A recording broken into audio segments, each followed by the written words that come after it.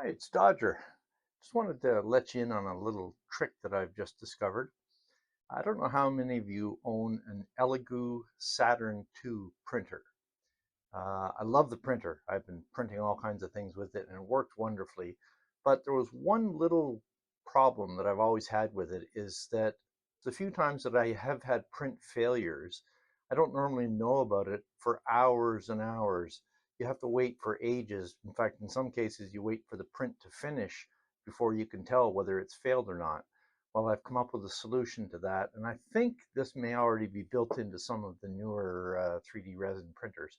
But for the time being, the Saturn II, this is my solution. So what I did was I picked up one of these little cameras. It's a tiny little camera. It's called the Mini Camera Model Q18. And it is small. That's the whole camera right there.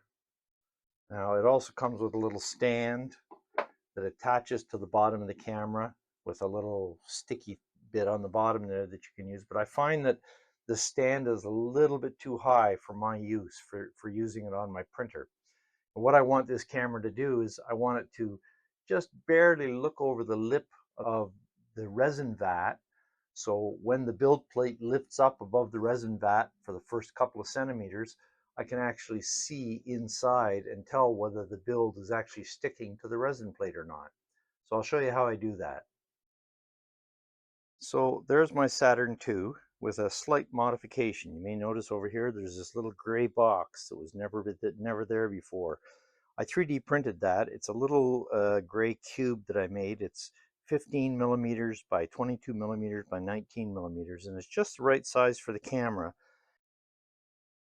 So one of the first things that I tried in order to try to make the camera stay where it belongs is I tried using one of these little Velcro tabs.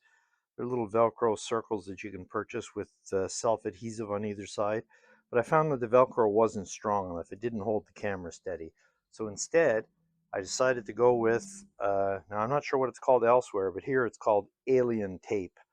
Now, alien tape is a very, very sticky double-sided tape. And I have a small little square of alien tape on the top of my little cube here. And all I do is take my camera, make sure it's turned right side up, and I put it at a bit of an angle because most of the time when I print, the print job is generally in the center, and I wanted to make sure that the camera was pointing toward the center.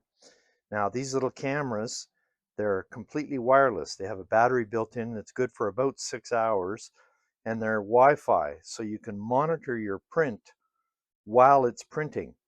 It still takes a little while before you can see whether the print has been successful or not because you have to wait until the build plate actually starts advancing above the top of the lip of the vat.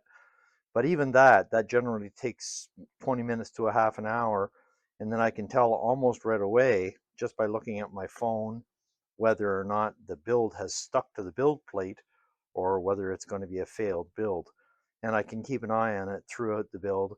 You can also run this camera with the USB cable plugged in case 6 hours is not long enough. You can leave the USB cable plugged in and the camera will just continue to run and you can monitor your print job from your phone.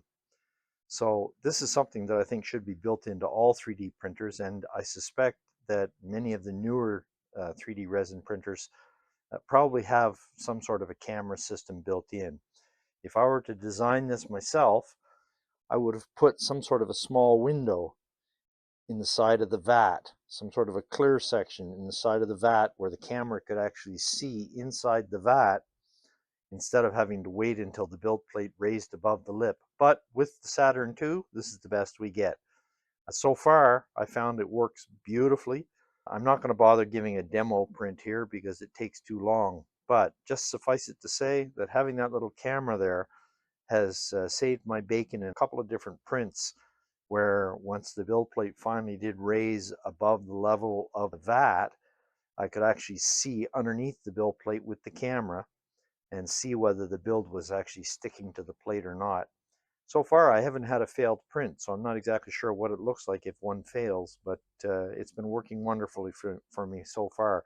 The little camera, I think, was a total of about $8 on Amazon.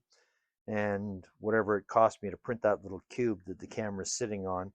Again, I would have used the stand, this little stand that comes with the camera.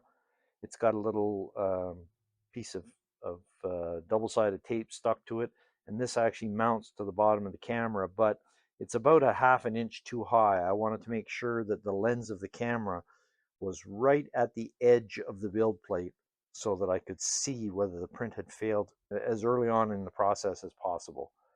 So that's my little project.